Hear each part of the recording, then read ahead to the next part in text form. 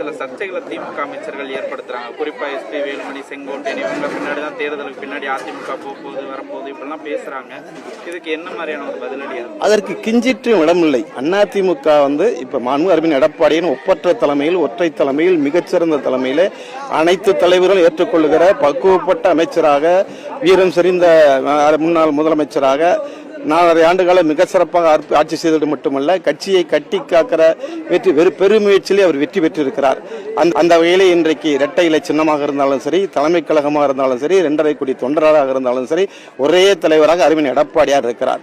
அத்தனை தலைவர்களும் ஏற்றுக்கொண்டிருக்கிற நல்ல தலைவராக, மிகச்சிறந்த ராஜதந்திரியாக இந்த கட்சியை காப்பாற்றுவதற்கென்று தன்னை தலைவராக ஒப்படைத்துக் கொண்டிருக்கிறார். மற்றவர்களை போன்று தன்னை ஒப்படைப்பதற்காக அல்ல, புரட்சி தலைவி அம்மா கட்டி காத்த இயக்கத்தை தொடர்ந்து காக்க என்பதற்காக அரவிந்த் எடப்பாடியார் அனைத்து பணிகளையும் சிறப்பாக, அது நீதிமன்றமாக இருந்தாலும் சரி, தேர்தல் ஆணையமாக இருந்தாலும் சரி, கட்சியாக இருந்தாலும் சரி, தனக்கே உரிய பாணியோடு மிகச்சிறப்பாக புகழுக்குரியவராக இருக்கிறார்கள். ஊடகத்தில் வருகிற செய்திகள் கிஞ்சிற்றும் ஒவ்வாதவை.